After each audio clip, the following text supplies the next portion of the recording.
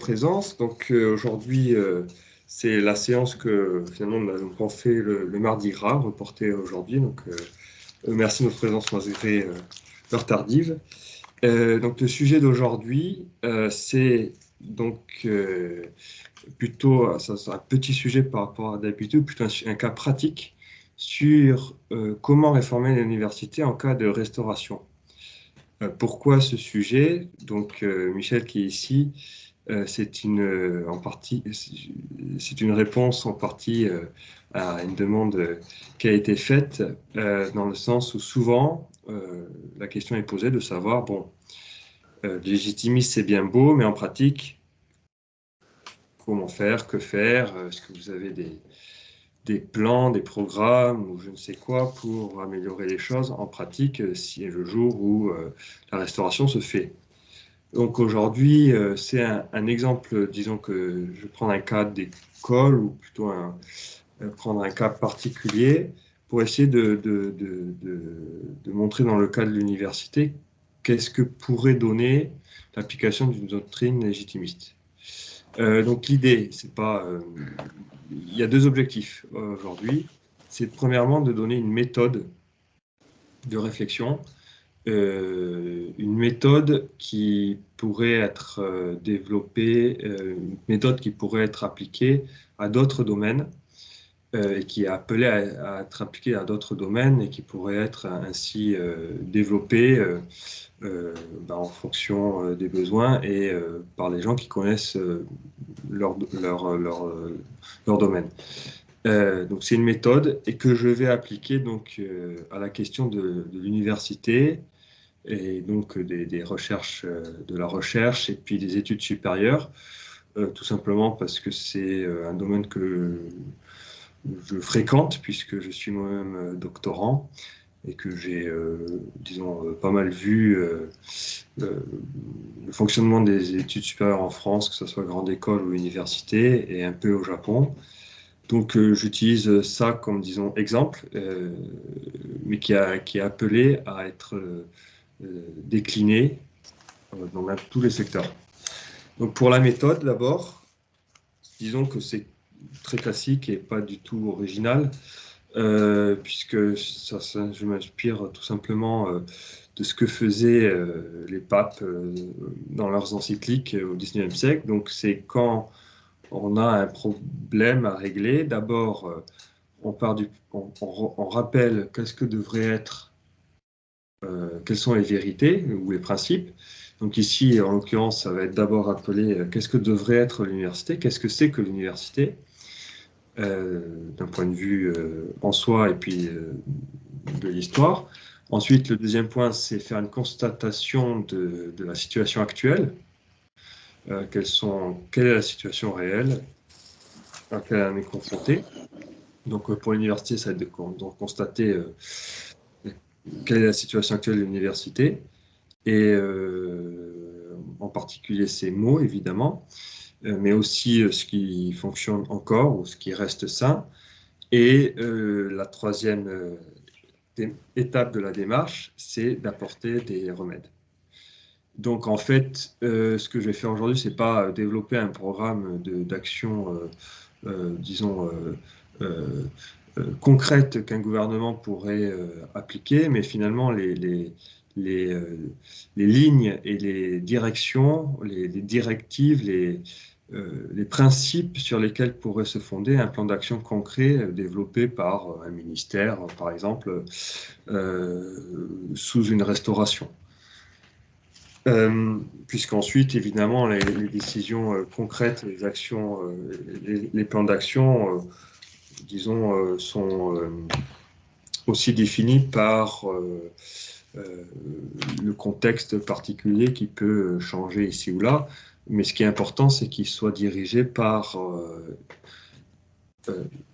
une constatation, disons, objective de la situation, qui connaissent vers quoi il faut se diriger et qui possèdent des remèdes adéquats. Donc, je vais parler de l'université. Donc, je vais résumer les articles que j'avais écrits sur Exigalé sur ce sujet. Donc d'abord, la première question, donc, comme je l'ai dit, c'est se poser la question, c'est qu'est-ce que devrait être l'université? Qu'est-ce qu'est l'université? Ou qu'est-ce qu'elle devrait être en soi, à la lumière de son histoire et de sa création médiévale? C'est la première chose. Bon, donc je ne vais pas de l'université en particulier, hein. L'université donc, a une histoire très longue en Europe, puisque déjà c'est en Europe qu'elle a été fondée. Elle a été fondée au XIIIe siècle essentiellement, et donc elle a une longue histoire. Elle a été créée en plein milieu de la chrétienté. Donc qu'est-ce que c'était? Qu'est-ce que c'était? Donc l'université est normalement en soi le lieu par excellence de la recherche de la vérité, quel que soit le domaine, et dans sa dimension intellectuelle. Donc le Moyen-Âge avait créé l'université sous le patronage du roi et du pape en France, et ce qui en a fait le lieu par excellence de la recherche intellectuelle de la vérité, pour mieux éclairer les objets de la connaissance à la lumière de la révélation divine, de la Bible et de la tradition. Donc la vérité qui est recherchée, je vais expliquer ce que ça veut dire la vérité, c'est une connaissance objective. C'est pas subjectif, ça bouge pas, c'est la réalité telle qu'elle est. Donc pour redonner une définition, disons, classique de la vérité, une définition thomiste, le plus simple, c'est un jugement, une proposition qui est en adéquation avec la réalité qu'elle désigne. Donc la vérité, qu'est-ce que c'est qu'une proposition qui est vraie? C'est une proposition, une affirmation qui est en adéquation avec la vérité, avec la réalité qu'elle désigne. Donc, par exemple, si je dis « je suis un homme », ben, c'est vrai parce que je suis effectivement un homme et pas une bête, pas un ange, etc. Donc, donc la recherche de la vérité, c'est une correcte appréhension par la raison humaine de la réalité telle qu'elle est. C'est un réalisme, ce qu'on appelle aussi un réalisme philosophique. Donc c'est la science en fait, c'est donc arriver à appréhender la réalité telle qu'elle est, quels que soient les domaines. Donc cette réalité, elle peut être multiple, elle peut être divine, ça c'est le domaine de la théologie, elle peut être humaine, donc avec la philosophie, donc, qui réfléchit sur la réalité de la nature humaine, et avec à son sommet, on a en particulier la métaphysique, qui est la reine des sciences, enfin, qui est plutôt la science des principes, je veux dire, la reine des sciences étant la théologie. Et puis on a toutes les autres sciences, donc par exemple la science historique, qui s'intéresse à la réalité de ce qui s'est passé autrefois, qui s'intéresse aux événements du passé. On peut en voir la psychologie, par exemple, qui analyse comment fonctionne la part animale de notre âme, la physique, ou les sciences qu'on dit dures, donc les sciences qu'on appelle aussi naturelles,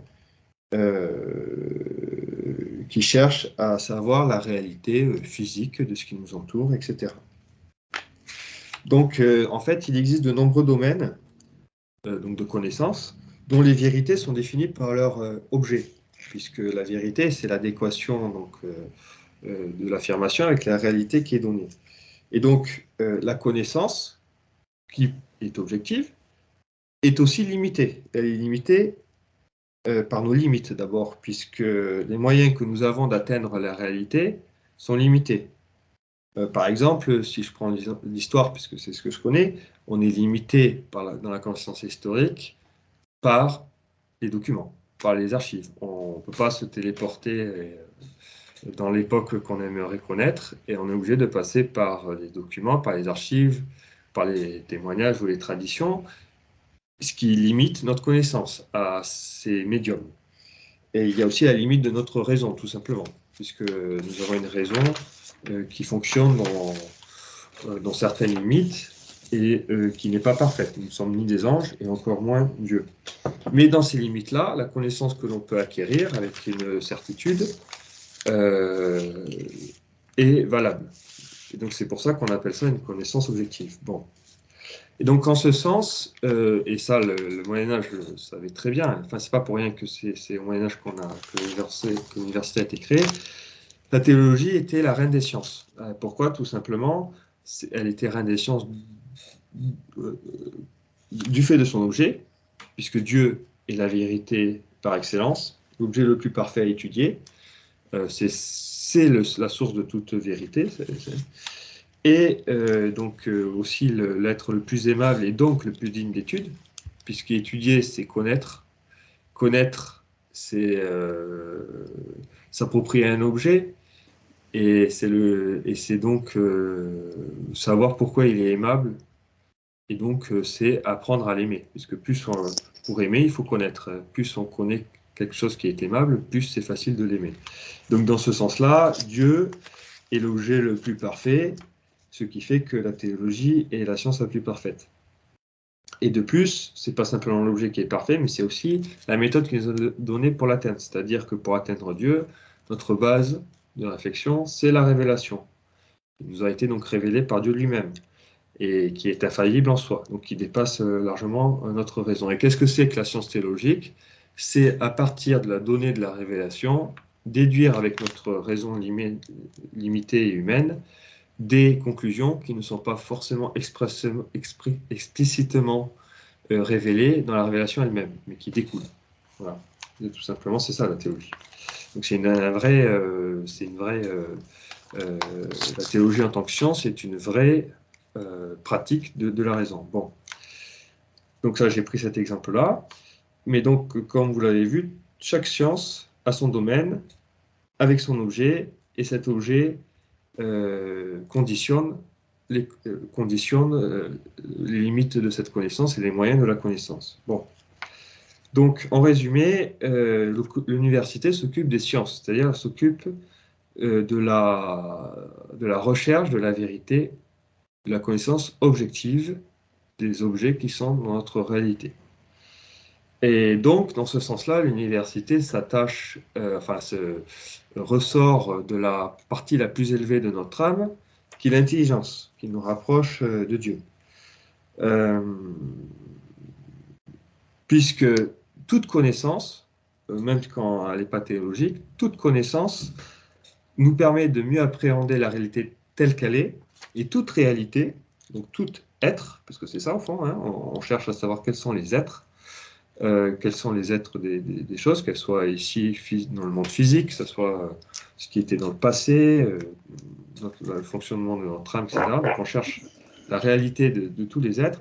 Ça nous parle toujours de Dieu, puisque tout ça c'est de la création, puisque tout être vient de Dieu et a été créé par Dieu.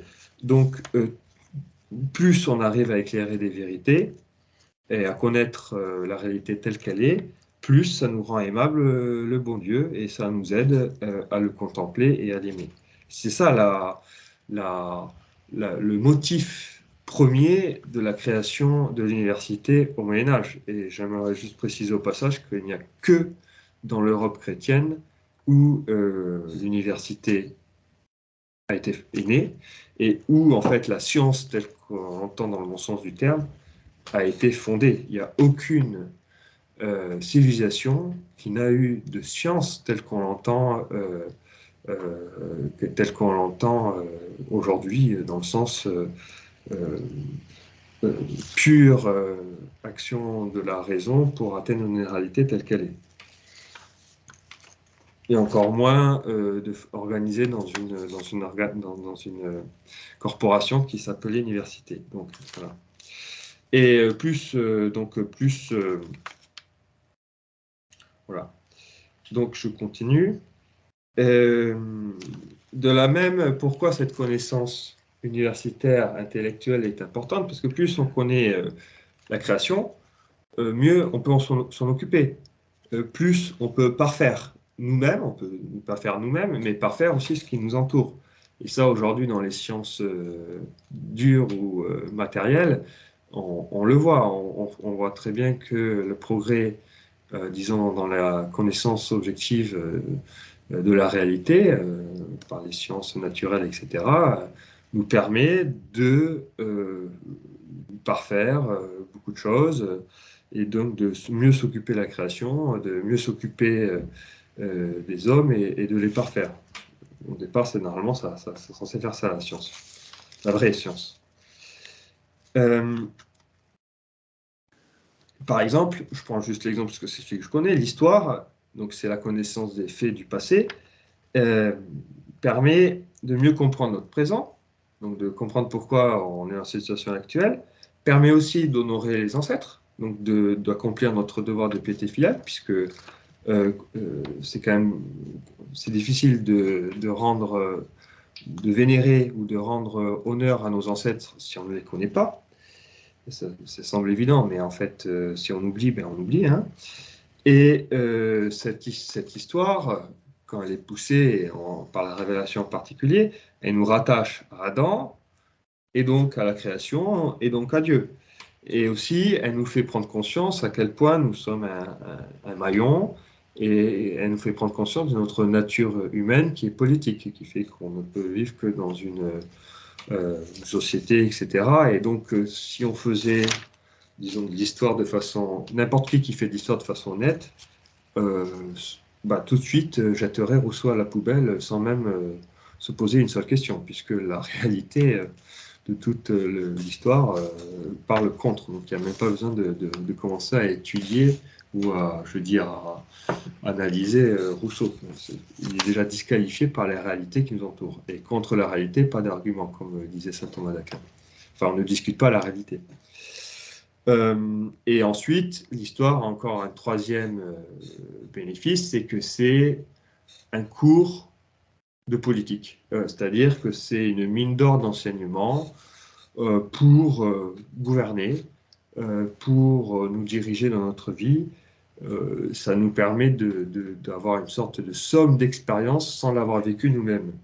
Ce qui est pas mal puisque ça permet de tirer les enseignements des erreurs de nos prédécesseurs sans nous-mêmes faire des erreurs et inversement de trouver ce qui marche bien. Bon, pour développer notre prudence.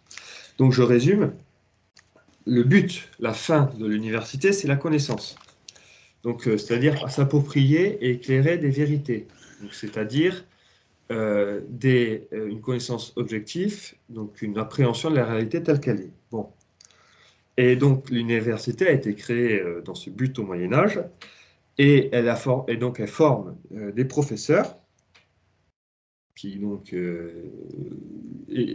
éclairent ces réalités, s'approprient ces vérités, et dont la mission est de les transmettre, parce que si c'est juste pour eux, c'est bien gentil, c'est bien sympa pour eux, mais ça ne sert pas à grand-chose, disons. C'est pour les transmettre le plus largement possible aux autres. C'est pour éclairer les autres et que ces vérités aient leur place à tous ceux qui en ont besoin. Donc il y a tous les domaines, hein, donc la théologie est au sommet, donc tout le monde en a besoin, mais on peut imaginer tous les domaines de vérité qui ne sont pas forcément utiles à tout le monde, mais toute vérité est intrinsèquement et nécessairement, enfin disons, a vocation à être transmise. C'est aussi le but de l'université, parce qu'éclairer une vérité, c'est bien. Si on ne la transmet pas à d'autres, disons que celui qui a fait le travail de l'éclairer, c'est du temps perdu. C'est l'inverse de l'esprit démocratique. C'est-à-dire qu'en esprit démocratique, on nous a inculqué quand on était à l'école, quand on était petit, cette sorte de mythe qu'il faudrait tout redémontrer de zéro par nous-mêmes, ce qui est complètement débile quand on réfléchit. Et il y a tout un tas de personnes dans toute l'histoire, à commencer par Dieu qui nous a transmis sa révélation, qui nous a donné toutes les vérités. On ne va pas perdre du temps à rechercher, rééclairer des vérités qui sont déjà éclairées. Il faut juste les approprier. Et ça, les professeurs qui ont fait le travail le transmettent dans l'université. C'est aussi un des rôles de l'université. Et donc, il y a une autre chose intéressante que je voulais préciser. Bon, ça, c'est pas forcément les conséquences aujourd'hui, mais c'est que l'université, historiquement, était patronnée par le roi et le pape, mais c'était une institution ecclésiastique. C'est-à-dire que tous ceux qui étaient à l'université, que ce soit les étudiants ou les professeurs, étaient des clercs. Des clercs. Ce qui est intéressant, parce que c'est vrai, et ça je peux en témoigner, la recherche est une sorte de sacerdoce, dans le sens où ça demande une sorte de règle de vie, ça demande un sacrifice du monde, parce qu'au bout d'un moment, si on est trop ancré dans le monde, si on est attiré par le monde, ça pollue la recherche intellectuelle. Et souvent, bah, c'est connu, mais c'est vrai, bah, les chercheurs ont une vie pauvre et réglée. Et de plus, pourquoi des clercs? Et ça, c'est vrai que c'est important, surtout quand on regarde le XIIIe siècle.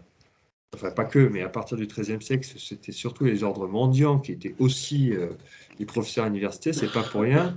C'est parce que l'humilité en tant que règle de vie est extrêmement importante, puisque par définition, comme on touche à l'intelligence, c'est aussi le domaine où il est le plus facile de tomber dans une sorte de péché de vaine gloire, de fatuité ou d'orgueil, où on s'approprierait les vérités qu'on a éclairées, comme si elles étaient de notre fait, alors qu'elles ne sont pas de notre fait, qu'on ne fait que disons, voir des réalités qui sont devant, grâce à la lumière qui nous a été donnée euh, soit par Dieu directement, soit par Dieu indirectement dans notre raison humaine. Bon. Donc ça, c'est la fin de l'université. Voilà. Donc la fin de l'université, c'est la vérité. Donc, si l'université existe, normalement, c'est pour rechercher la vérité. Donc la réalité telle qu'elle est. Ça, c'est la fin, c'est le but.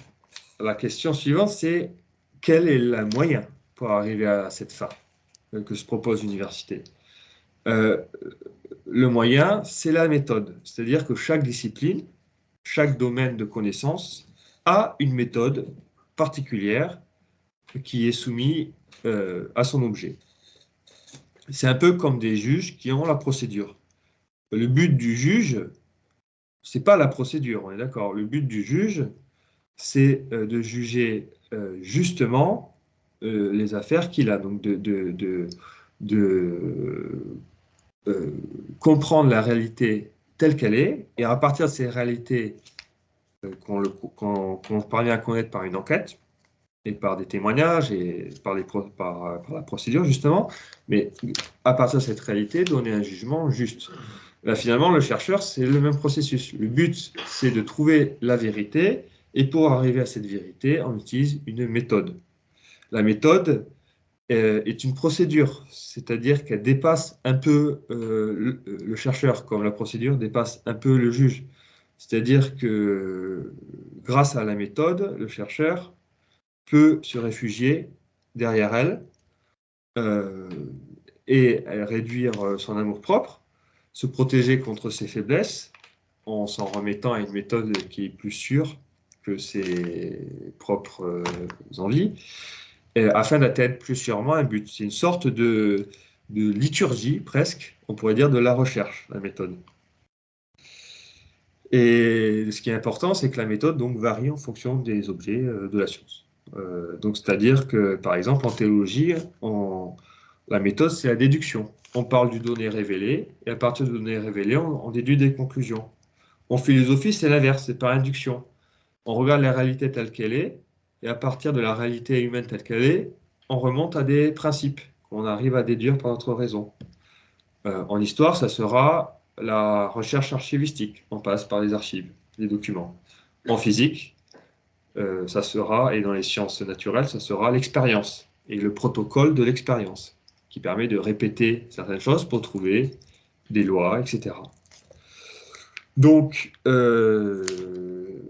y a une fin, la recherche de la vérité, une méthode pour chaque domaine de la science qui nous permet d'arriver à cette vérité, et enfin, il y a une sorte de garantie qui permet d'une bonne application de la méthode, c'est l'organisation de la recherche en corporation de chercheurs.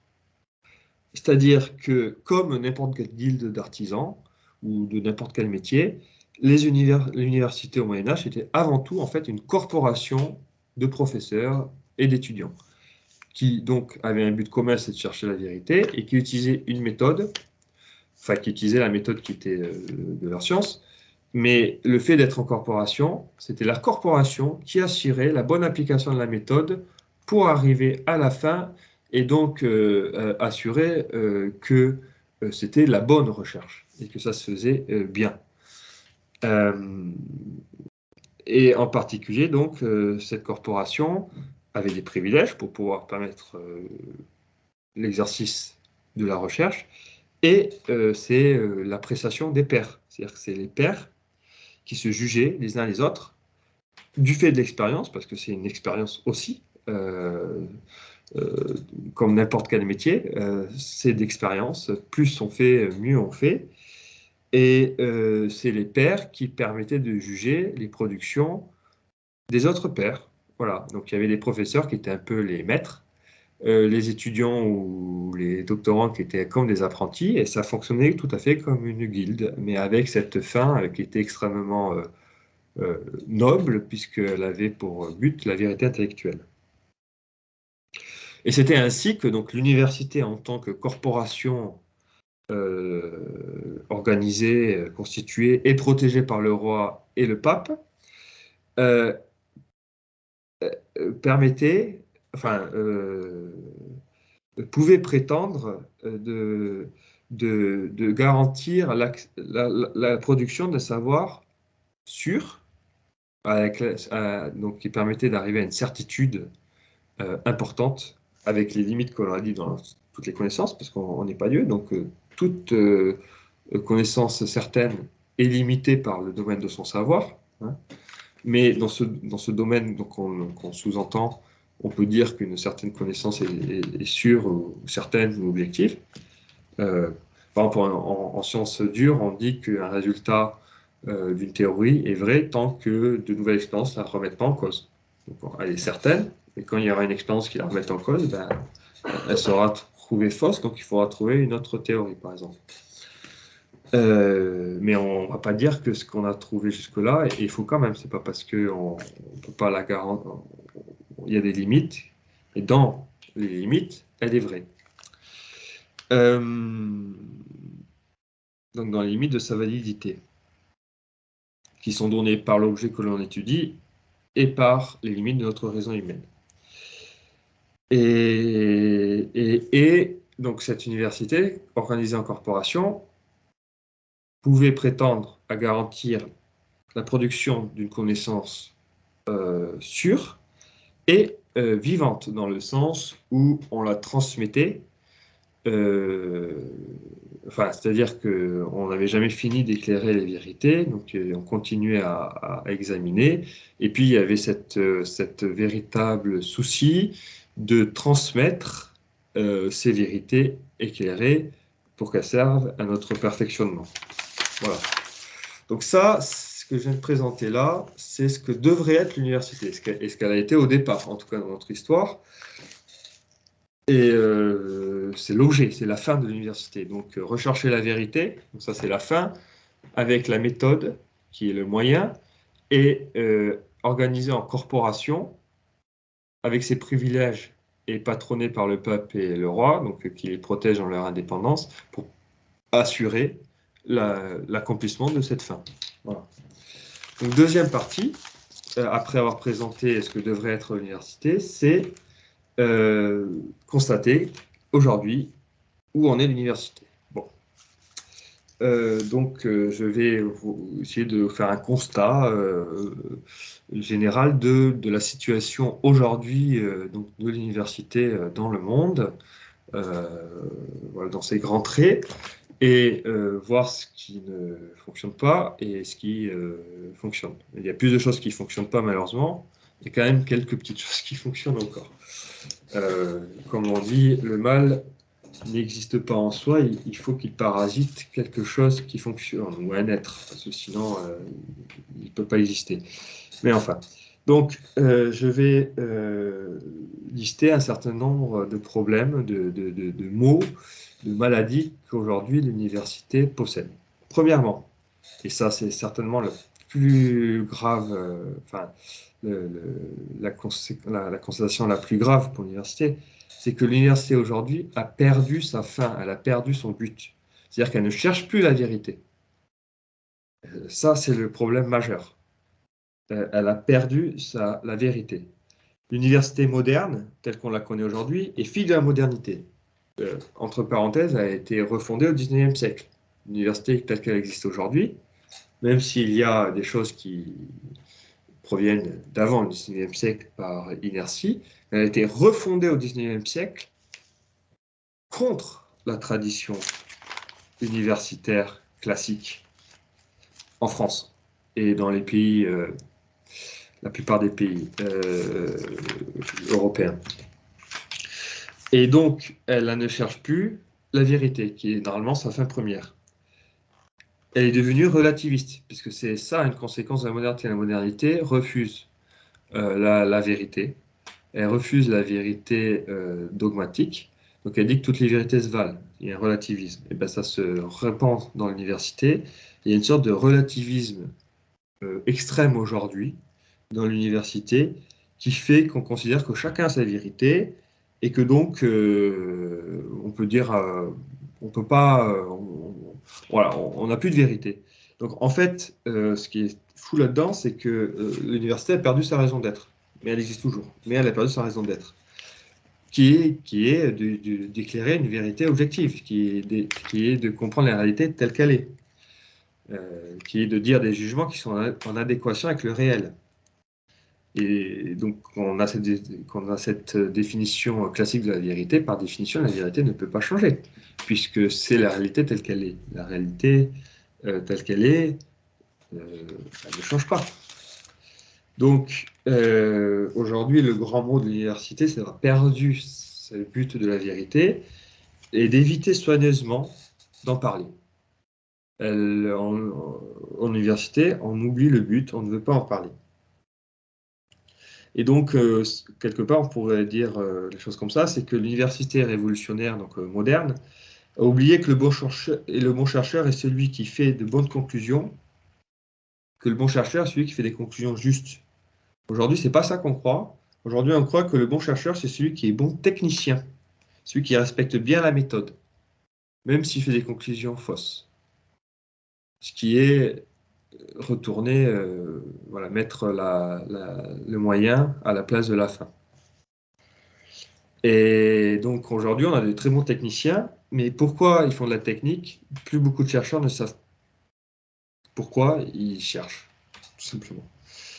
Et donc, les conséquences de ça en pratique, c'est une production scientifique qui devient pléthorique, où on a une sorte d'exigence de la quantité au lieu de la qualité, sur des sujets qui sont sans intérêt, de détails, qui n'intéressent personne, et tant dans ces sujets que dans ces conclusions.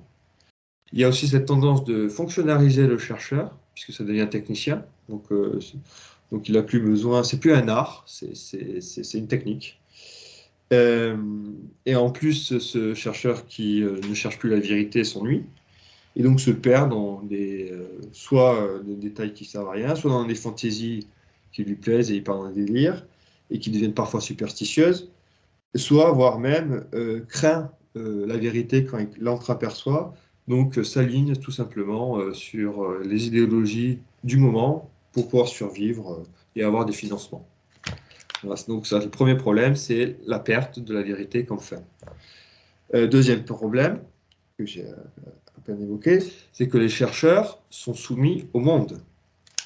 La caractéristique de l'université au médiéval, au Moyen-Âge, c'est que c'était une corporation indépendante avec des privilèges, qui était en plus des clercs, et donc qui était complètement indépendante du monde, qui ne cherchait la vérité que pour la vérité, peu importe que n'importe qui dise quoi que ce soit. Voilà. Aujourd'hui, les chercheurs sont complètement soumis au monde. Le fait qu'on perde le but qui est la vérité fait que les chercheurs ne sont plus soumis à la vérité objective, ne sont plus soumis à la fin de l'université, mais sont soumis aux vérités idéologiques du moment. Parce que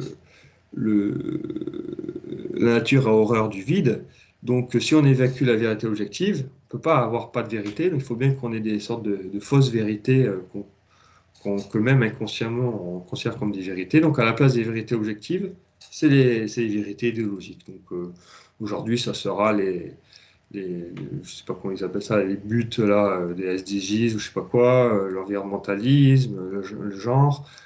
Par exemple, regardez le nombre de recherches qui se font sur la femme, parce que c'est à la mode de faire du féminisme, donc il y a tout le monde qui fait des recherches sur la femme. Bon, bah, il y a les modes, mais ça va plus loin que ça, c'est-à-dire que, que les chercheurs sont soumis aux vérités idéologiques du moment et qui peuvent changer parfois très vite. Et c'est accentué par le fait que les chercheurs, à la différence du Moyen Âge, ne sont ni moines, ni nobles. Parce que quand on regarde dans l'histoire, au départ, c'était que des clercs qui leur donnaient une indépendance et des protections par rapport au pouvoir temporel et par rapport à leur but avec des règles précises. Mais souvent aussi, ça a été des nobles euh, qui faisaient mathématiciens, je sais pas moi, Fermat, enfin il y en a plein, qui étaient aussi indépendants et libres, qui ne dépendaient de personne dans le financement et qui ne demandaient de personne même dans le pouvoir temporel. Ils n'étaient esclaves que de la vérité. Et ça, c'est important. C'est-à-dire que pour arriver à s'approprier la vérité, les chercheurs devraient être esclaves de la vérité et de rien d'autre. Le problème aujourd'hui, c'est que les chercheurs sont esclaves de tout ce qu'ils veulent. Enfin, du monde, je veux dire. Et c'est typique. Le nombre de personnes qui, pour survivre, sont obligées d'aller chercher des financements et donc de se voir imposer des sujets et qui le font, même contre leur volonté parfois, parce que sinon ils meurent de faim. Voilà. Et c'est ça comme ça que ça se fait à l'heure actuelle. Et plus on va dans les sciences qui sont dites naturelles, etc., plus c'est prégnant, puisque il y a de plus en plus d'argent qui va vers ça. Par exemple, si on va dans le domaine médical, avec ces histoires de vaccins, tout ça, je ne vous laisse même pas imaginer ce que c'est. Mais c'est même vrai dans les domaines qui sont a priori pas très argentés. Puisque dans tous les cas, les financements, même si ça n'a pas de gros intérêts financiers, ça vient de l'État et donc de gens qui sont idéologiques, etc. Donc, voilà. Alors, voilà. La seule chose qui est intéressante, c'est que effectivement, même malgré cette situation catastrophique, depuis le 19e siècle, il y a eu une certaine continuité dans la tentative d'appropriation de la vérité objective dans l'université. Et en fait, ça, ce qui est beau, c'est que malgré l'université révolutionnaire, la vérité a été toujours là, par force, du fait de la concurrence catholique, du fait que la science, que la société était encore catholique et qu'il y avait encore des universités catholiques et qu'il y avait encore des catholiques. Donc par force, même ceux qui ne voulaient plus parler de vérité étaient obligés de parler de vérité, puisqu'on leur balançait à la tête en face. Mais ça, aujourd'hui, c'est en train de disparaître, puisque la société n'est pratiquement plus chrétienne. Et donc si on arrive à des vérités, c'est par hasard. Et je pense que vous l'avez remarqué aussi, on arrive même, depuis quelques années, à une sorte de stade ésotérique de la science. C'est-à-dire que le corona en donne certainement un avant-goût effrayant, mais la science devient une sorte de gnosticisme religieux qui permet de justifier n'importe quel délire, pour le dire simplement, et qui n'a plus rien à voir avec la science telle qu'elle était vue au Moyen-Âge et telle qu'elle était objective. Ça devient une sorte de religion délirante, gnostique et ésotérique. Et cette évolution a commencé depuis la Renaissance, mais là, depuis quelques années, elle prend un tour vraiment importante, et on pourrait même dire qu'on en revient à un stade pré-chrétien de la science, c'est-à-dire où les sciences sont en fait des prétextes à appuyer des doctrines superstitieuses et voire à justifier des pratiques ésotériques ou chamaniques. Hein. On peut voir très bien, par exemple, le vaccin comme une pratique de, comment, comment dire, de cérémonie de passage, ou je ne sais quoi, enfin bon, bref. Et je peux dire de mon expérience, enfin disons du Japon, c'est que quand on regarde l'histoire du Japon, tout ce qui est érudit dans l'histoire du Japon en fait, touche toujours à l'ésotérisme, à la fumisterie, etc. Ça ne veut pas dire que, en fait, c'est que là, on n'est plus soumis à la vérité objective, mais c'est que finalement la raison est utilisée pour d'autres fins que la vérité, en fait. C'est ça le problème. Donc, premier problème de l'université aujourd'hui, c'est qu'elle a perdu la fin. Deuxième problème, c'est que les chercheurs sont soumis au monde, et donc ça devient une superstition ou une religion. Troisième problème, c'est la soumission complète à l'État. Il n'y a plus d'indépendance, puisque au Moyen-Âge, il y avait une corporation qui était sous patronage du roi et du pape, mais qui avait des privilèges qui la rendaient indépendante. Et ça, cette soumission à l'État devient incroyable. C'est-à-dire que même s'il reste encore en France, par exemple, une sorte de corporatisme coutumier, c'est-à-dire où le professeur reste un peu professeur plus que fonctionnaire, par exemple, bah, par exemple, au Japon, qui n'a pas de tradition universitaire, bah, ce n'est pas du tout le cas. Et ici, les professeurs sont avant tout des fonctionnaires d'abord de l'administration de l'université, qui sont eux-mêmes des fonctionnaires de l'administration d'État. Il n'y a pas ce côté corporation où les professeurs vont dire, pardonnez-moi, je vais être vulgaire, mais vous les administratifs, on vous emmerde, nous on fait de la vérité, vous venez pas nous embêter avec vos papiers. Encore en France, ça existe encore ce monde-là. Ici, pas du tout. C'est des fonctionnaires améliorés qui, dans leur temps perdu, arrivent à faire un peu de recherche. J'exagère un peu, mais à peine. Et dans ce sens-là, ça c'est important pour notre réflexion, c'est que la vraie université, je veux dire la université qui accomplit vraiment sa fin, ne pouvait pas exister sans le roi ni le pape, les deux. Enfin, un autre défaut aujourd'hui, c'est l'oubli de la transmission. L'université ne transmet plus. Vous allez me dire, c'est logique, on ne cherche plus de vérité, on ne s'approprie plus de vérité, donc si on n'a plus de vérité à transmettre, on ne les transmet plus. Bon, en pratique, il y a quand même des vérités qui sont trouvées, parce que notre nature humaine, quand même, on est appelé à la vérité, donc même si on nie la fin, il y a quand même des chercheurs qui trouvent des choses. Mais ce qui est fou, c'est qu'on ne veut pas la transmettre. J'allais même dire, quand c'est des fausses conclusions, logiquement, on aimerait, enfin, je veux dire, parce que celui qui fait une fausse conclusion pense que c'est vrai quand même, donc il aurait normalement envie de la transmettre. Mais aujourd'hui, on arrive à un stade d'élitement. Par exemple, les communistes faisaient ça, aussi faux que soit leur doctrine. Aujourd'hui, on arrive à un délitement encore supplémentaire, c'est-à-dire qu'on ne veut plus transmettre. Il faudrait une sorte comment dire, les chercheurs deviennent des maniaques, de vérité qui sont les seuls à connaître et qui ne veulent pas, qui se complaisent dedans et ne veulent plus les transmettre parce qu'ils ont peur de se confronter à la vérité ou ils veulent pas. Voilà.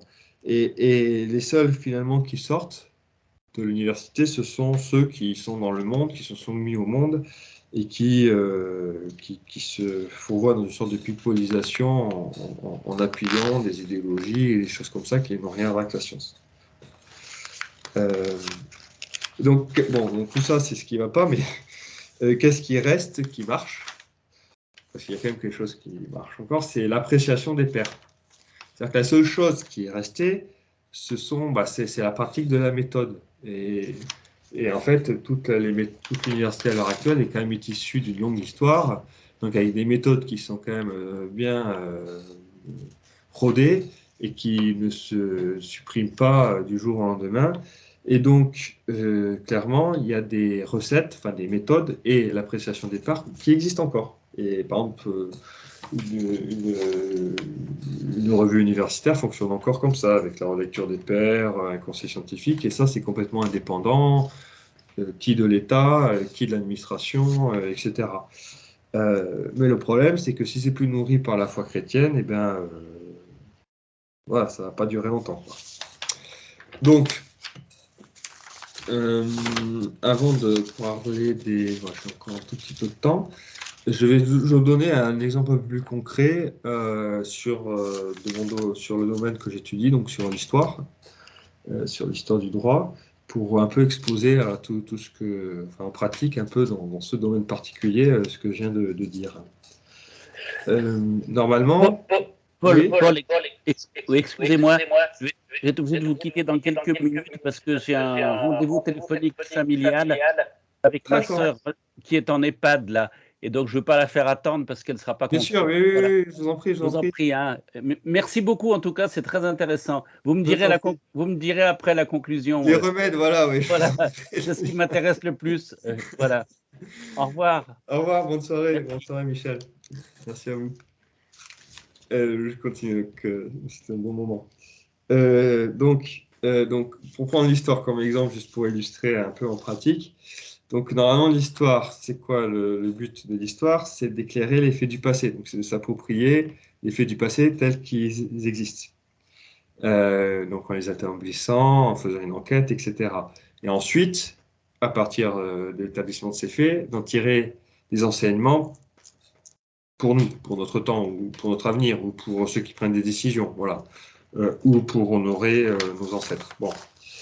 Bon, bah, cette fin n'est plus assumée officiellement, ça c'est clair. Et la plupart des chercheurs ne l'assument plus non plus en particulier, même s'il y en a encore. Et quand elle est poursuivie, disons, cette fin, c'est un peu par hasard.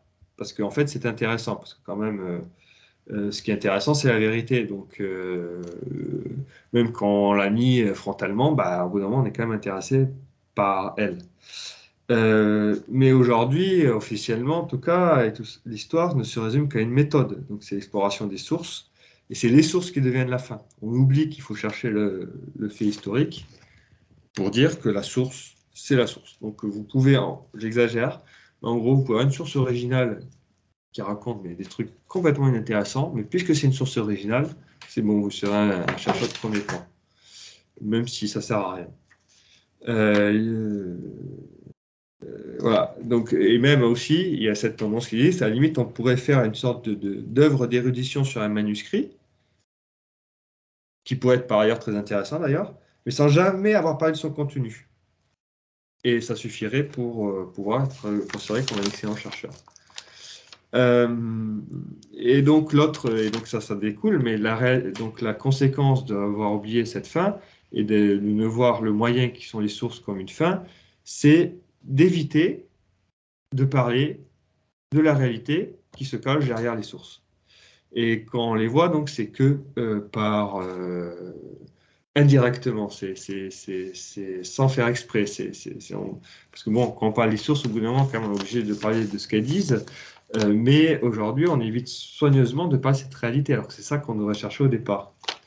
Et quand il veut en parler, en fait, il va jamais, le chercheur en histoire va toujours s'échapper en évitant de dire qu'il y a telle ou telle réalité, mais en disant que la source est subjective, donc c'est l'avis de la source, mais on n'en sait rien, en fait. Ce qui tue la science. C'est-à-dire qu'on ne veut plus avoir de certitude.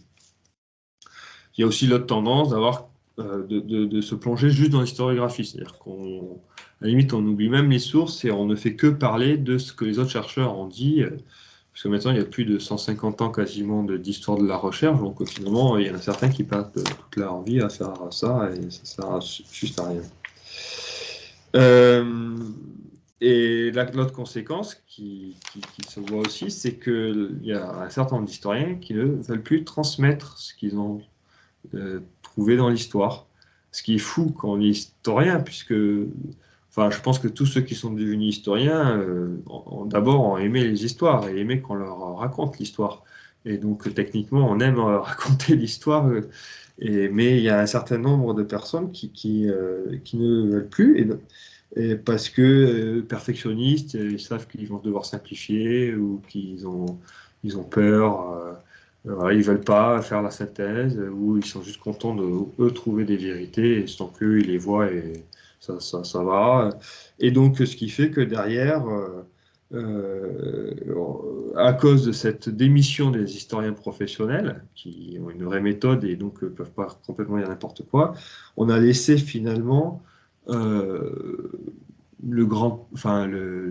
champ à tous les charlatans de passage. Je pensais à l'Inquisition, par exemple. À l'Inquisition, vous avez un Lamotte qui se passe pour un historien ou même Oui, mais qui ne dit que des mensonges. Mais tous ces gens-là, s'ils ont pu prospérer, c'est parce que les historiens, ils se sont permis de mentir et qu'ils étaient plus censurés, mais aussi que les historiens professionnels ne voulaient plus aller, se battre sur, enfin, ne voulaient plus aller communiquer la vérité, la vérité.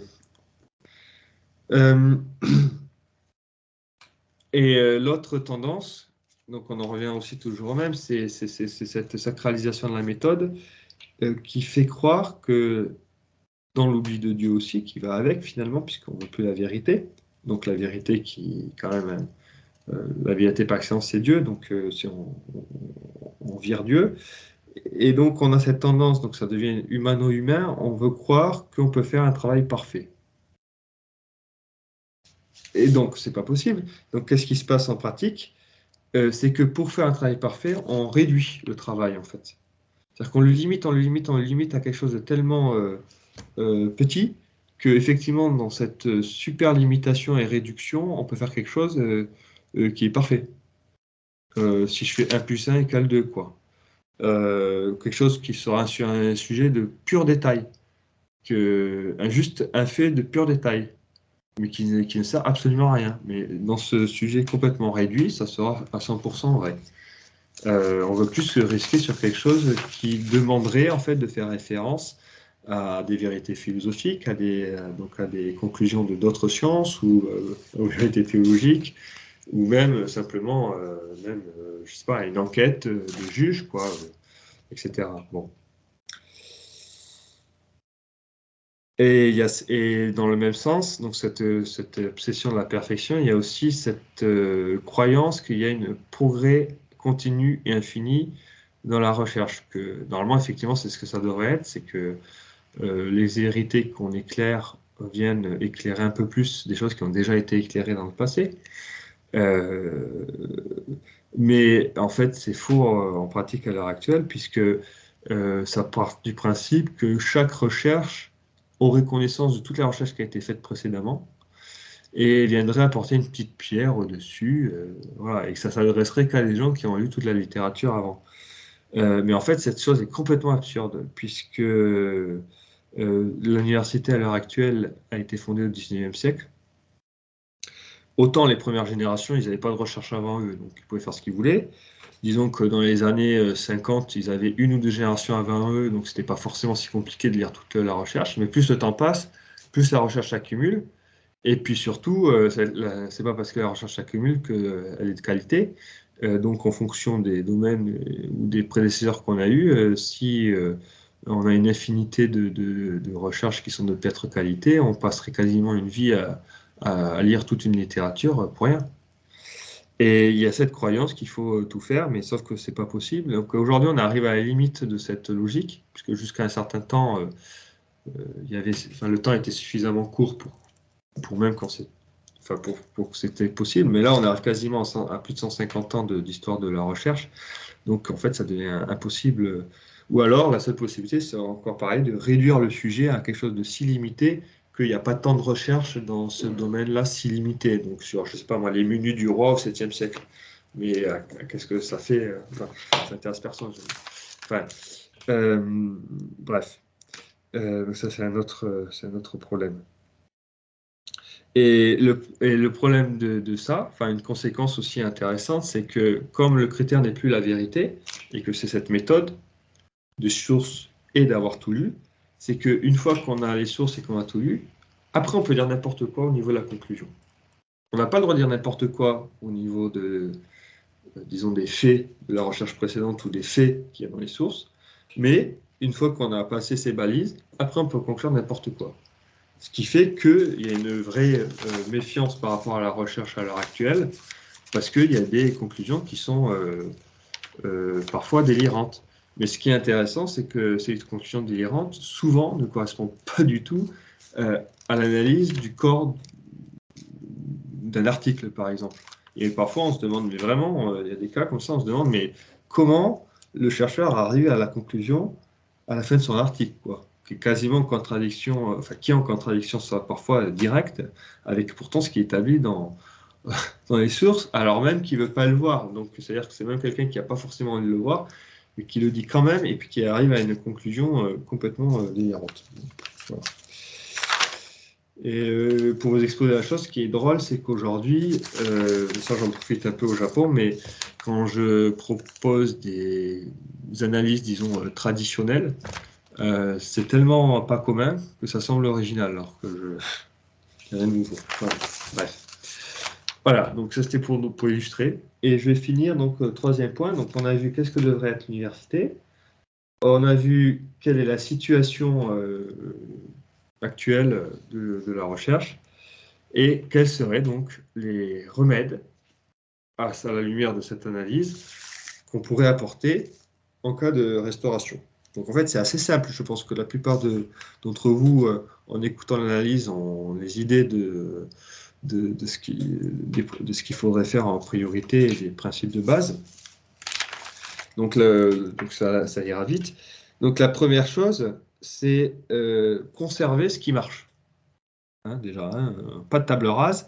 On a, en Europe en particulier, une très longue tradition de fait, et malgré l'institution révolutionnaire de l'université en France, sous mandat étatique, etc., en pratique, l'esprit de corporation des professeurs n'a pas disparu, elle s'est quand même maintenue, et elle existe encore de façon, disons, vivante, dans le jugement des pairs et le fonctionnement de toutes les revues universitaires, par exemple. Le problème en France, c'est pas le jugement de pair, c'est le fait que ça soit l'État qui contrôle, par exemple, qui empêche le jugement de pair et qui contrôle, par exemple, qui peut devenir ou pas maître de conférence. Alors que ça devrait être fait dans la corporation et normalement de façon décentralisée. C'est-à-dire que l'Université de Paris décide de ses professeurs, l'Université de Lille de Toulouse décide de ses professeurs. Ça ne devrait pas se faire au niveau national. Ce qui permet d'éviter les abus. Aujourd'hui, le problème, c'est qu'il y a quelques professeurs qui sont nommés politiquement dans certains comités et qui vont, dès le départ, valdinguer tous les thésards qui ne sont pas dans la ligne. Et ça, je peux en témoigner, parce que j'ai par exemple un ami qui est talentueux, qui a eu toutes les meilleures mentions en thèse, et bien, qui se fait refuser son agrément pour pouvoir postuler, juste postuler, hein, à des postes de maître de conférence, parce qu'il est catholique, en fait. Et il assume. Voilà, c'est comme ça. Bon, donc la première chose, c'est conserver ce qui marche aujourd'hui. Donc c'est le côté corporation qui reste, le fonctionnement des revues universitaires et le jugement des pairs. Après, le deuxième point, c'est remettre, et ça c'est essentiel, hein, remettre la fin. C'est vraiment la première chose à faire, c'est remettre la fin et la mission de l'université là où elle est, c'est-à-dire la vérité. Remettre la vérité au centre. Et une fois que la vérité sera au centre, toutes les autres choses après vont se réaligner sur la vérité. Hein, donc c'est la première chose. Et donc c'est mettre au centre la vérité à la lumière de la révélation, au service de l'éclairement de cette vérité pour mieux l'aimer, pour mieux l'apprécier, et aussi pour en tirer les enseignements qui nous sont nécessaires et pour servir le bien commun et pour transmettre cette vérité à l'extérieur. En fait, tout découle. Une fois qu'on a mis la vérité au centre, ben on l'aime, on veut le développer, on veut en tirer des enseignements et on veut la transmettre. Tout se fait. Ensuite, le troisième point, c'est réinstituer les universités, ou plutôt les universitaires et les étudiants, en corporation. Donc avec des maîtres et des élèves qui ont des privilèges, qui sont indépendants de l'État, et donc tout est confié à cette corporation pour la fin pratique de la recherche de la vérité.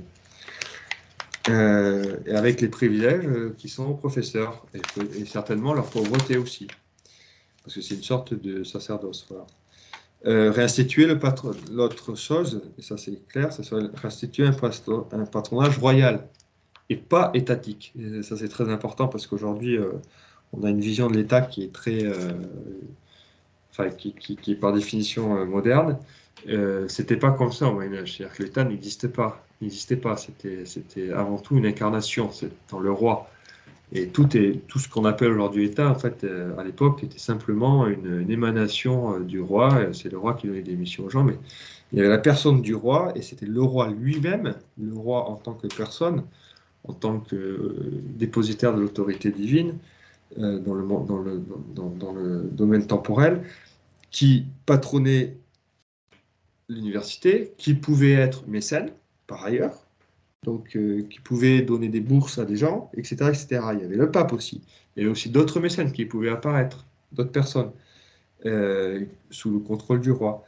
Les universités pouvaient trouver d'autres moyens de financement, par exemple. Il n'y avait pas de limite. Les universités papas étaient indépendantes. Enfin, il y avait une sorte de variété aussi, qui mettait aussi une sorte de saine compétition là-dedans, tous à la recherche de la vérité. Et c'était pas des fonctionnaires. Ce concept n'existait pas. Et certainement qu'aujourd'hui, une façon importante de pouvoir restaurer cette université saine, enfin, en tout cas une recherche saine aussi, c'est que le roi pourrait agir en utilisant sa possibilité d'être mécène, donc en instituant des académies royales, des sortes comme ça, des institutions royales, des distinctions royales. Et quand on regarde dans l'histoire de France, il y a une part importante du savoir dans lequel notre civilisation même, qui sont issus en fait d'institutions royales au départ. Bon. Mais le plus important là-dedans, donc, c'est de remettre la vérité au centre et le reste découle. Et le reste, quand je dis que le reste découle, par exemple, c'est évident qu'une fois qu'on a mis la vérité au centre, ben, ça ne sera pas une université de masse. Par définition, l'université est destinée à une minorité de personnes. Tout le monde n'est pas fait il n'a pas la vocation de faire de la recherche intellectuelle. Tout ça, c'est des choses qui en découlent, puisque c'est pas pratique, c'est purement spéculatif. Et c'est un autre mot que je n'ai pas cité, mais parce que c'est une sorte de conséquence, c'est pas en principe, mais en fait, c'est une conséquence directe de ce que je dis. C'est quand on a oublié la vérité, et tout le monde aujourd'hui, l'université est soi-disant ouverte à tout le monde, et tout le monde va à l'université, mais personne ne veut vraiment faire de la recherche intellectuelle, donc tout le monde veut faire de la pratique, donc ça tue encore plus l'université qui est faite pour des recherches spéculatives. Ça fait une sorte de cercle vicieux pas possible, et tout le monde est sur le carreau à la fin. Il n'y a plus de recherche de vérité, il n'y a plus personne qui trouve de travail parce qu'on leur apprend rien de pratique, puisque l'université c'est pas fait pour ça de toute façon, et donc ça n'en finit pas. Donc en conclusion, donc c'était un exemple. Donc le plus important, bon là j'ai pas l'université, donc vous aurez peut-être des questions sur ça, mais ce que je voulais surtout insister, enfin le point important de cette présentation, c'est que c'est la méthode à appliquer. Donc chacun dans le cas de la restauration, ce qu'on appelle aujourd'hui des experts, bon c'est pas le bon mot, mais des gens qui connaissent leur domaine, qui ont de l'expérience dans ce domaine, des hommes prudents, quoi, quelque part, ce serait cette méthode-là qu'il faudrait qu'ils appliquent dans leur domaine. C'est-à-dire retrouver les principes, donc qu'est-ce que ça devrait être, ou qu'est-ce que c'était au départ, ou enfin, qu'est-ce que ça devrait être, je sais pas, la finance, n'importe quel domaine, voir qu'est-ce qui se passe aujourd'hui, qu'est-ce qui fonctionne et ne fonctionne pas à la lumière de ces principes, qui eux-mêmes ont été établis à la lumière de la saine doctrine catholique, la saine doctrine politique et la saine doctrine philosophique. Et une fois qu'on a fait ce constat de la réalité par rapport à ce que ça devrait être, apporter des remèdes précis qui sont ensuite appelés à être déclinés en des actions politiques concrètes, directes, programmatiques, etc. Voilà, donc je vais m'arrêter là. Je vous remercie pour votre attention et si vous avez des questions, je vous en prie.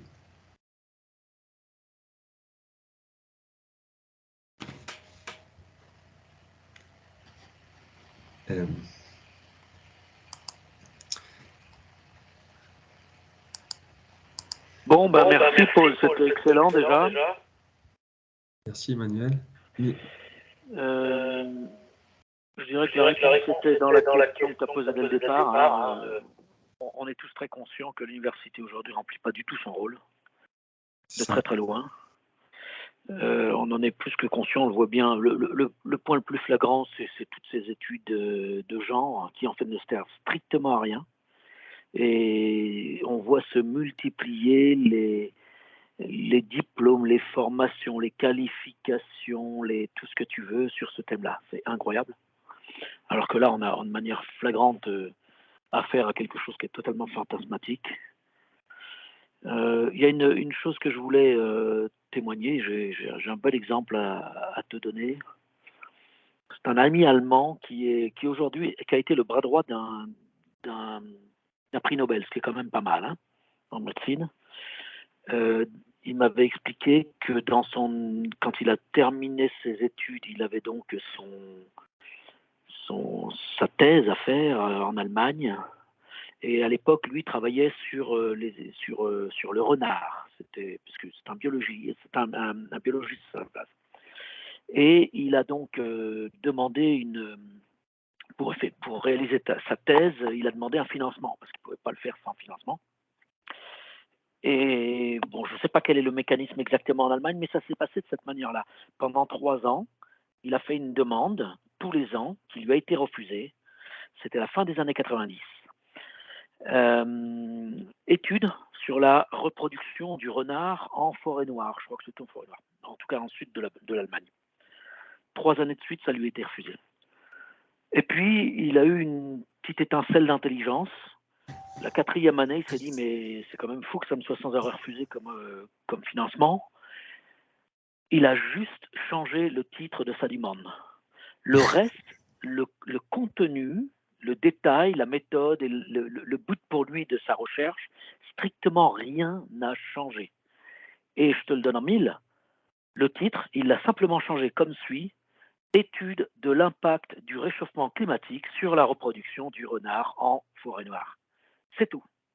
Et là, il n'a eu même pas en 3 semaines le financement. Donc, je veux dire, ça, c'est juste pour témoigner de à quel point l'université aujourd'hui est soumise à l'idéologie, ne sert qu'à justifier l'idéologie. Elle ne cherche plus à rechercher la vérité, comme tu le dis. Ça, c'est vrai. Elle ne cherche plus elle ne cherche plus à rechercher. Elle cherche simplement à justifier ceux qui en détiennent le pouvoir et les rênes, finalement. C'est ça. Voilà. Oui, c'est ça. Alors, j'ai quand même. Alors, ça, c'était juste le témoignage que je voulais apporter, hein, qui est un témoignage authentique. Le chercheur en question habite aujourd'hui à Kyoto. Hein, si tu veux, un jour, on peut le rencontrer. C'était mon voisin, tout simplement, dans les années 90. Et c'était le bras droit du professeur Yamanaka. Tu vois, c'est pas n'importe qui. Yamanaka, il a eu le prix Nobel en 2003 ou 2004, je crois, hein, dans ces années-là. Voilà. J'avais une question quand même, Paul. J'ai pas très très bien compris ce que tu expliquais pour, en cas de restauration, remettre en place tout ça. Ça m'a semblé quand même assez complexe et pas très. J'ai pas compris le fil conducteur de tout ça. Donc, est-ce que tu pourrais le réexpliquer de manière peut-être plus dense, plus condensée et plus concrète, sans partir dans des fioritures? Et la deuxième question que j'avais, qui vient de m'échapper, c'était... Ah oui, il me semble quand même que un des problèmes de l'université, il est lié à la perte totale d'autorité aussi, qui se manifeste dès les petites écoles en réalité. Et donc c'est un phénomène plus global de l'enseignement et de la transmission du savoir. Donc est-ce que tu peux nous détailler un peu plus ces 2 points? Revenir sur comment on remet les choses en place quand on atteint la restauration, qu'on espère tous voir, beaucoup d'entre nous espèrent voir un jour. Moi, tu connais ma position là-dessus, je m'en fous, en fait, je suis relativement neutre. Mais j'accepterais tout à fait une restauration si elle devait avoir lieu. Et donc, l'autorité et l'extension de tout ça à l'enseignement de manière générale. Oui, question importante. De toute façon, il n'y a pas de panacée. Ce qui a été détruit est détruit. Disons peut-être commencer par la seconde question, parce qu'elle est plus compliquée, mais en même temps plus simple. C'est-à-dire que le jour où il y a une restauration, le principe d'autorité est restauré de facto, puisque le roi est reconnu comme autorité élu par Dieu quelque part, par la coutume, les lois fondamentales, etc. Donc, si on a un régime qui reconnaît l'autorité dans sa nature, et ben ensuite l'autorité devient, enfin, euh, par imitation et par porosité, elle retrouve sa place tout en haut, donc après elle peut descendre. Donc pour le problème plus général de l'autorité, après effectivement, on peut le décliner en pratique, mais le problème fondamental, si on en est là à l'heure actuelle, c'est tout simplement parce qu'on est en démocratie depuis très longtemps, qui nie de façon frontale l'autorité. Et donc, au début, il y a l'inertie, parce qu'on avait quand même 1000 ans, 1500 ans de régime sain avant, donc ça ne disparaît pas du jour au lendemain, mais à force d'être travaillé, ben, ça se détruit. Aujourd'hui, on arrive à la dernière conséquence de ça. La seule façon de retourner la vapeur, c'est de remettre l'autorité à sa place, donc c'est-à-dire en haut, et qu'elle exerce son autorité, qu'elle punisse les méchants, les criminels, etc., qu'elle récompense les justes, et voilà, qu'elle exerce son autorité. Et après, ça sera dans tous les secteurs. Ça, c'est la deuxième question, mais pas la première. Donc, voilà. Donc ça prend malheureusement, c'est à la fois facile, mais à la fois difficile, dans le sens où les habitudes qu'on a perdues d'obéissance saine et de respect de l'autorité ne se retrouveront pas du jour au lendemain, ça c'est clair. Mais c'est impossible, à mon avis, de retrouver disons, de restaurer l'autorité sans restaurer simplement l'incarnation de l'autorité qui est le roi et qui est le chef. Ça c'est le prérequis, je pense. Et pour revenir à la première question, donc comment faire en pratique? Donc l'idée c'était pas de tableau rasa, donc c'est-à-dire de conserver d'abord ce qui marche dans l'université à l'heure actuelle, et en particulier, de toute façon on fait un peu avec ce qu'on a au départ. Donc c'est euh, disons que comparé à d'autres secteurs où bon après ça dépend les domaines, tu me diras, mais euh, disons que tous les professeurs qui sont, enfin, voilà, prendre la corporation telle qu'elle est déjà et la réinstituer en tant que corporation.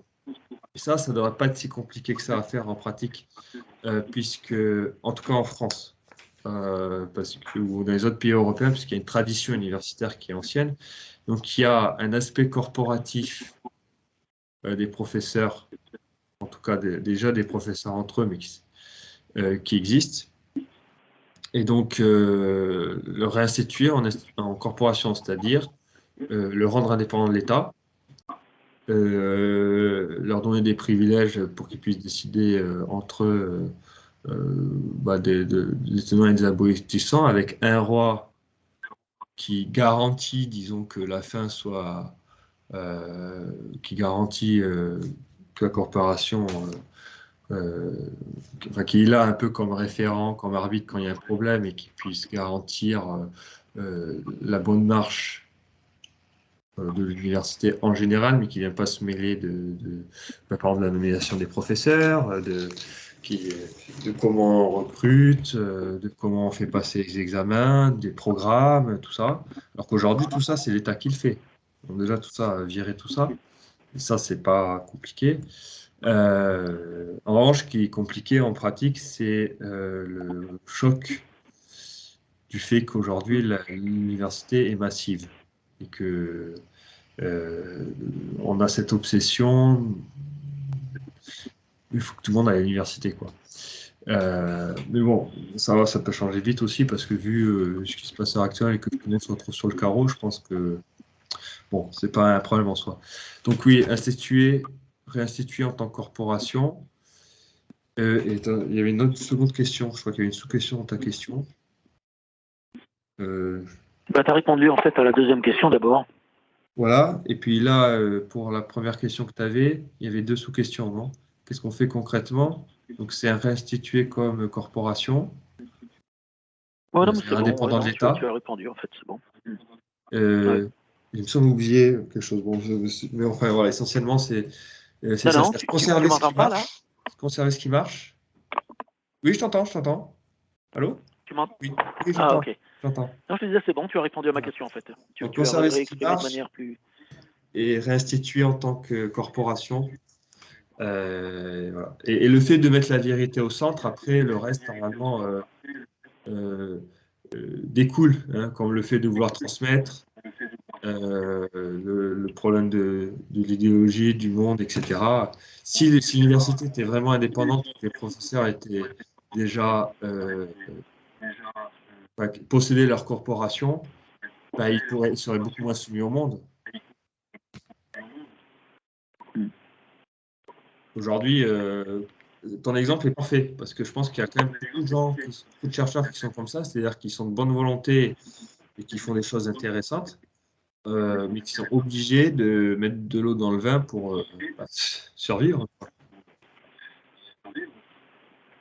Ah bah là, en l'occurrence, l'exemple que je t'ai donné, il a donc de manière très volontaire changé ce titre parce que c'était encore la fin des années 90. Je ne sais pas quel âge tu avais. Moi, j'étais en plein dans la vie professionnelle qui avait déjà bien commencé parce que j'avais presque 10 ans d'expérience derrière moi, et on commençait à sentir cette forte pression sur le soi-disant réchauffement climatique, auquel personnellement, je ne crois pas qu'il y a une urgence climatique telle qu'on veut nous la prétendre. Que la planète se réchauffe, oui, ça c'est possible.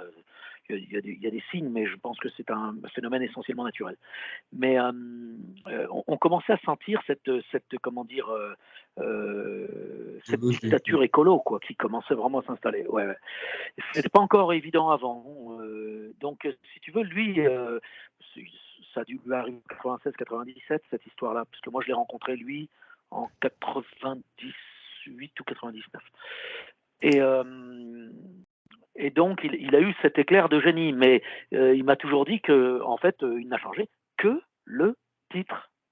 C'est-à-dire qu'après, à l'intérieur de son étude, etc., jamais il a dû mettre un en-tête et puis une phrase dans la conclusion, mais sur le reste, il n'a absolument jamais été amené de l'eau au moulin à cette légende, si tu veux. Donc il est malin, et je pense que beaucoup de chercheurs en université sont malins aussi de cette manière-là aujourd'hui.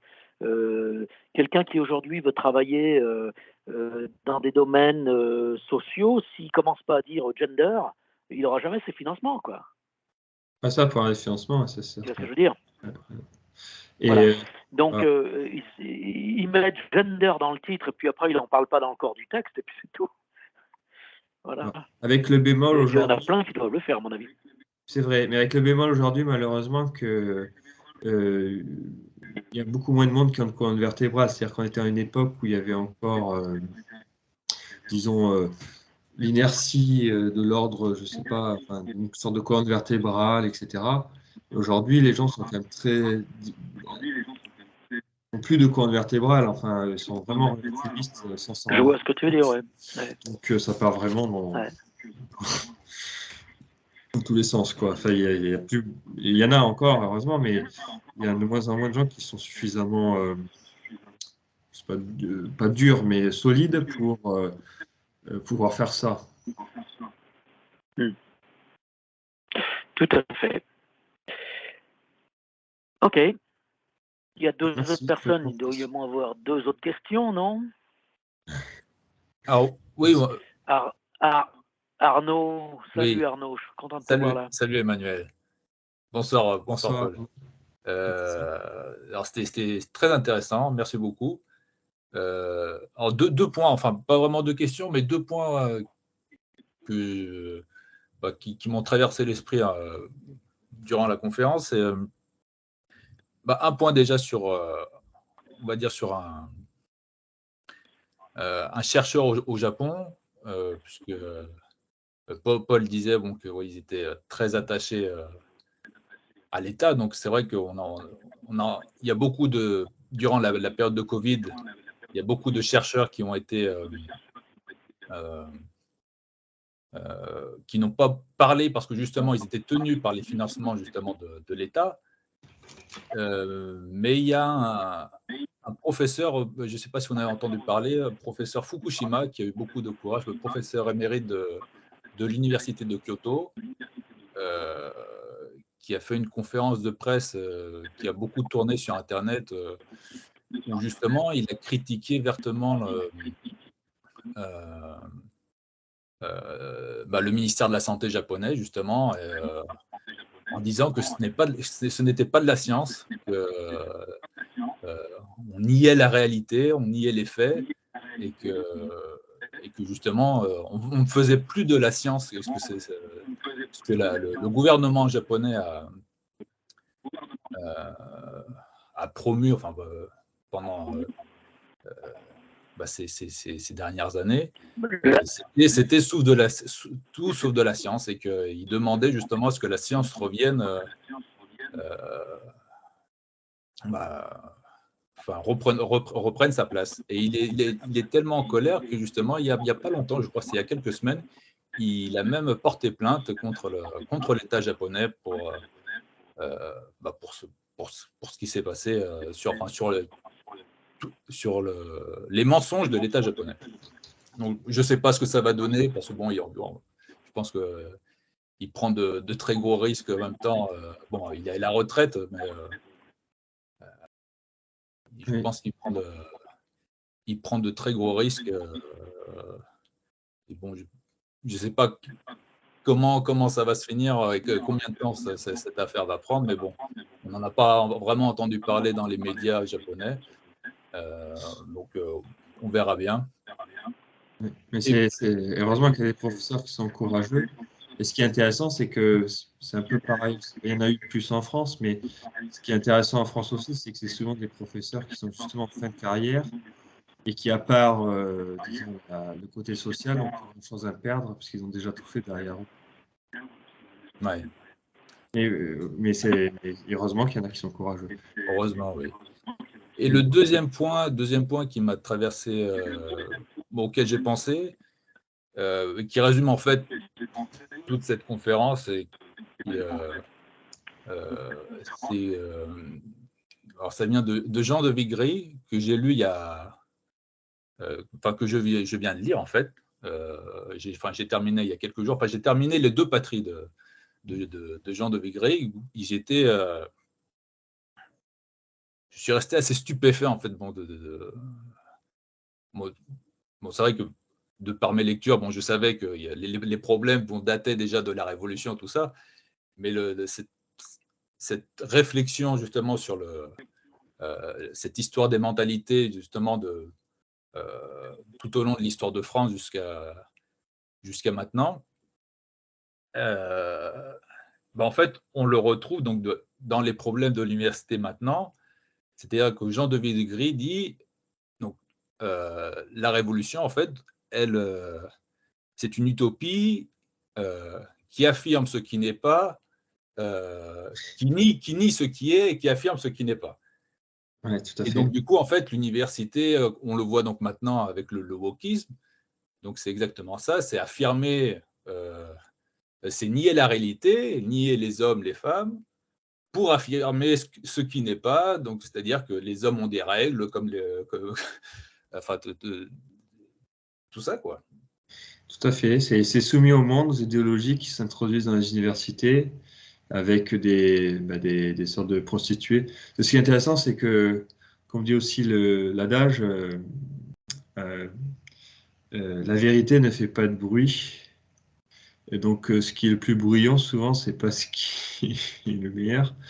Et effectivement, tout ce qui est wokisme et tout ça, que ça soit via des étudiants ou via des professeurs bien graissés, qui font beaucoup de mal. Oui. Mais Jean de Vigry, c'est vraiment excellent. Et il y a un autre livre qui parle aussi du sujet strict. C'est un livre ça s'appelle L'itinéraire d'un historien, si je ne me trompe pas, où il raconte lui-même son itinéraire universitaire.